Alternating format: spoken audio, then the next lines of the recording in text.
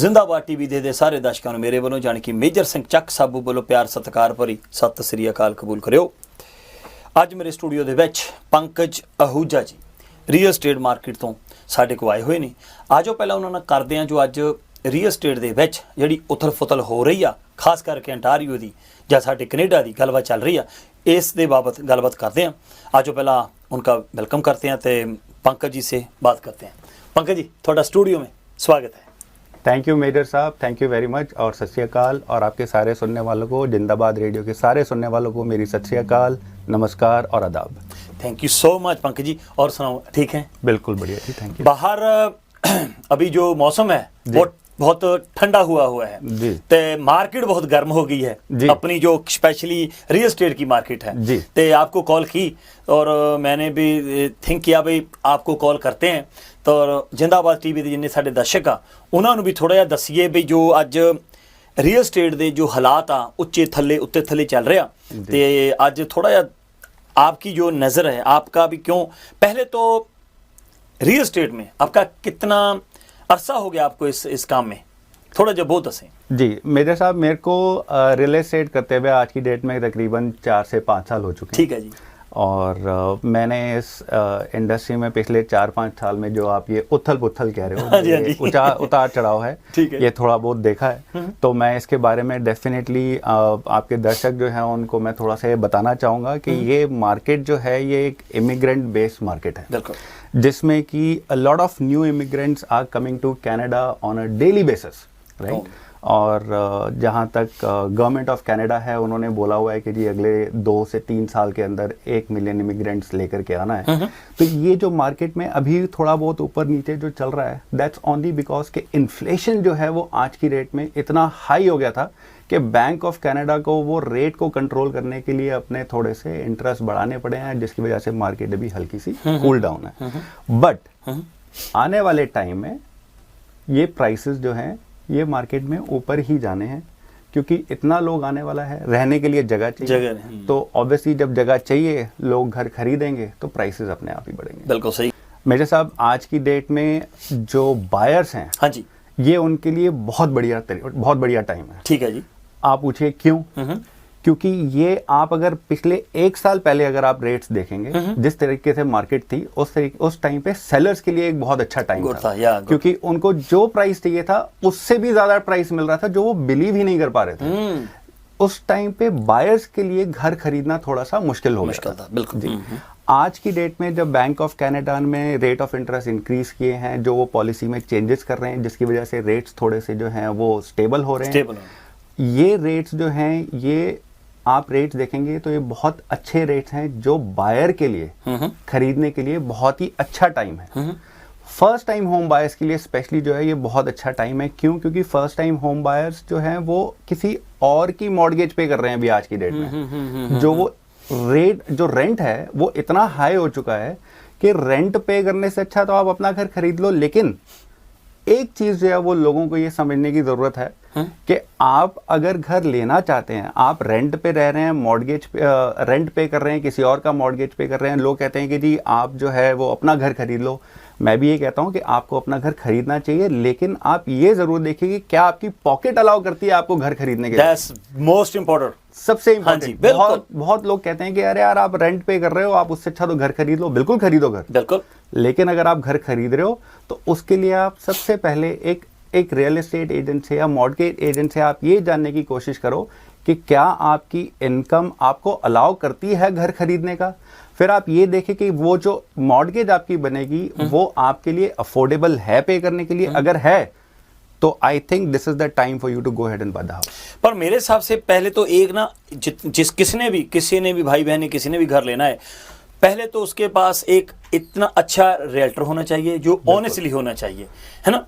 और okay, suppose जिंदाबाद TV के जितने भी अपने दर्शक देख रहे हैं वो किसी ने भी आपसे कोई भी संपर्क करेंगे, पहले तो जो पंकज आहूजा जी से बात होगी, उसके बाद आप सारी उसकी हेडेक जी आपकी हो जाएगी।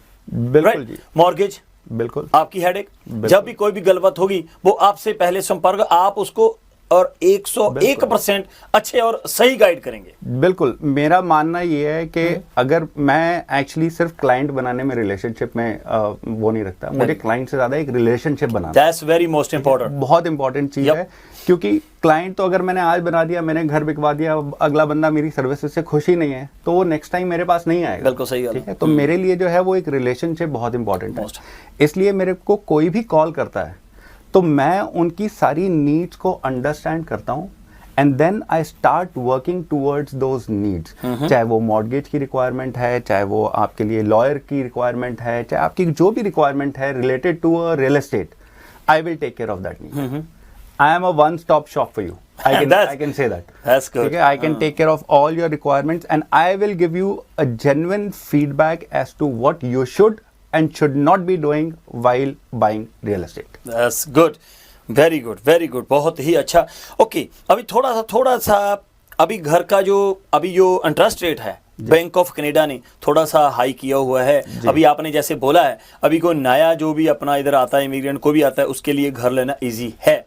ओके, अभी बैंक ऑफ कनाडा ने अभी जो इंटरेस्ट हाई किया हुआ है, आपकी नजर क्या कहती है? बे ये नीचे जाएगा कि यहाँ ही? देखिए, ये जो रेट ऑफ इंटरेस्ट है, अगर आप पीछे का टाइम देखें पिछले 10-15 साल में, this is the all time high. आज तक कभी रेट ऑफ इंटरेस्ट इतना हाई नहीं गया है। बिल्कुल सही। ठीक है।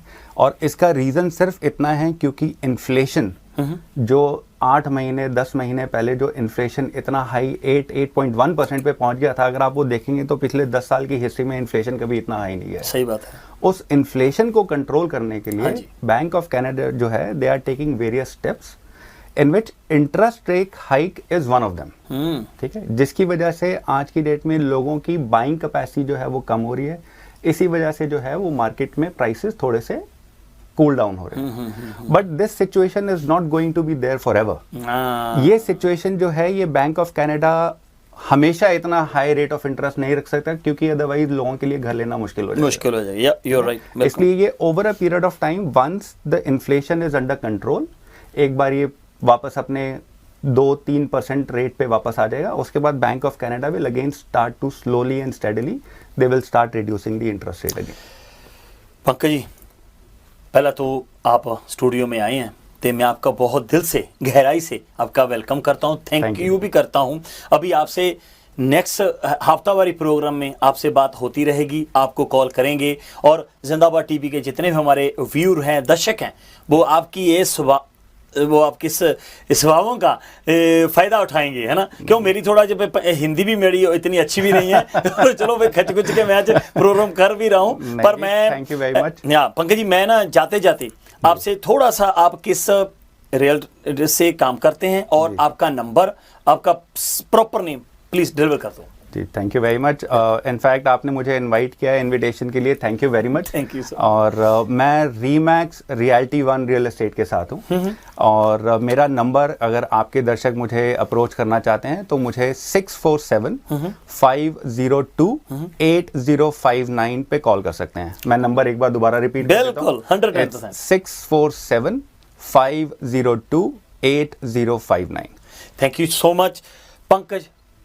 आप आहूजा जी, आप जी आए हैं ਤੇ मैं आप जी ਦਾ ਥੈਂਕ ਯੂ ਕਰਦਾ ਤੇ ਅੱਜ ਸਟਾਰਟ ਆ ਤੇ ਐਵਰੀ ਵੀਕਐਂਡ आप जी ਦੀਆਂ ਸਵਾਵਾਂ ਲਾਵਾਂਗੇ ਤੇ ਫਿਰ आपसे बहुत बड़ी और खुली और बड़ी खुली चौड़ी बात, बहुत सारी चीजें हैं बात करने के लिए। आज हमारे पास टाइम का थोड़ा शॉर्टेज है, तो हम नेक्स्ट टाइम जब मिलेंगे तो डेफिनेटली हम और डिटेल में इसके बारे में। Pankaj ji, thank you so much ਤੇ आपका शुक्रिया। Thank you. मेरे वालों थानू Sat Shri Akal. Thank you ji.